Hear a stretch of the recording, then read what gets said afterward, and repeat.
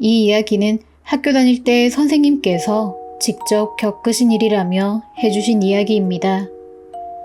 선생님은 혼자 사셨는데 어느 날 부산 서면 쪽으로 이사를 가게 되셨대요.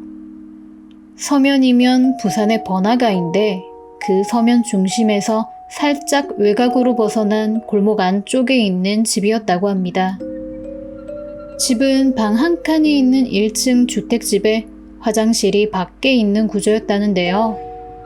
집에서 조금만 걸어가면 서면이라 집을 너무 잘 구했다며 신이 나서 이사 준비를 하셨대요. 이삿날 혼자서 방을 청소하고 이삿짐을 하나씩 푸셨다는데요. 그러다 보니 날이 어두워져 일단 저녁부터 먹어야겠다 생각을 하고 있던 중에 누군가 선생님 집 문을 두드렸다고 합니다. 밖으로 나가 문을 열었는데 친구가 서 있었다고 해요. 평소에 종종 연락하고 만나던 친구라 반가운 마음에 여긴 어떻게 왔냐면서 얼른 들어오라고 집으로 데리고 들어갔다고 합니다. 선생님은 마침 밥을 먹으려고 하고 있던 참이라 짐을 벽 쪽으로 밀어놓고 친구분과 방에 앉았다고 해요. 마침 냉장고에 소주까지 있어서 밥을 먹으며 같이 나눠 마셨다고 합니다. 그런데 그날따라 친구 얼굴에 웃음기도 없고 말을 걸어도 별로 반응이 없었다더라고요. 분위기가 조금 적막해져서 선생님은 벽 쪽에 밀어뒀던 TV를 켜셨다고 합니다. TV를 켜놓고 친구랑 이런저런 얘기를 하던 중에 무심코 TV 화면을 봤는데 공포 영화를 하고 있었대요. 그런데 대사는 없고 귀신만 자꾸 나오더랍니다. 그래서 화면을 돌리려고 리모컨을 눌렀는데 고장이 난 건지 채널이 돌아가질 않았다고 해요. TV는 그냥 두고 친구와 술을 마시다 보니 어느새 술 한 병을 비우게 되셨고 선생님은 술을 더 사오겠다며 친구를 두고 밖으로 나오셨다고 합니다. 밖으로 나와 화장실에 잠깐 들어갔는데 갑자기 이런 생각이 드셨대요. 근데 우리 집 주소를 아무한테도 말한 적이 없는데 쟤는 어떻게 알고 왔지? 선생님은 화장실에서 나와 친구를 부르셨다고 합니다.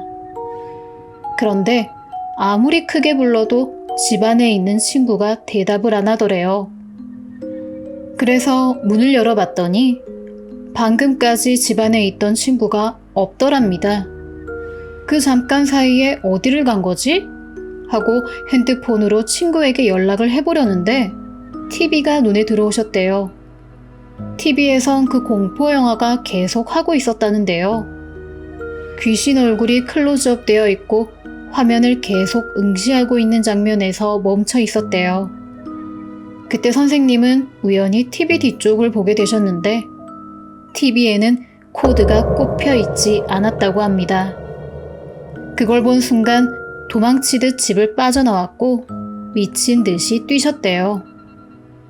선생님은 최대한 사람이 많은 곳으로 가야겠다고 생각을 해서 그 당시 밀리오레라고 서면에 큰 쇼핑몰이 있었는데 그 건물 안으로 뛰어 들어가셨대요. 건물 안에 있는 많은 사람들을 보고 나서야 숨을 고르셨고 그제서야 안심이 되셨다고 하더라고요. 그리고는 아까 집에 왔던 친구에게 전화를 걸었다고 합니다. 전화를 받은 친구에게 왜 말도 없이 그냥 갔냐고 묻자 친구는 무슨 말이냐고 하더래요. 그래서 선생님은 같이 술을 마신 이야기를 했고 친구는 무슨 말이냐며 오늘 하루 종일 집에 있었다고 했답니다.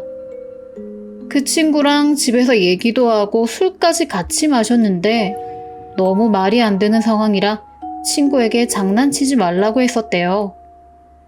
그런데 친구는 선생님이 그날 이사를 하는지도 몰랐고 이사한 그 집 주소도 전혀 모르고 계셨다고 합니다. 그 말을 듣고 한동안 넋이 좀 나가 있다 도저히 그 집에 다시 들어갈 자신이 없어서 그날은 모텔에서 잠을 자셨대요. 그리고 결국 다른 곳으로 이사를 가셨다고 합니다. 다른 집을 구하는 동안 선생님은 모텔에서 생활을 하셨다는데요. 그 집에서는 단 하루도 못 살겠더래요. 이 이야기를 해주면서 선생님이 그러시더라고요. 귀신이 어쩜 그렇게 말도 잘하고 사람처럼 행동하더라.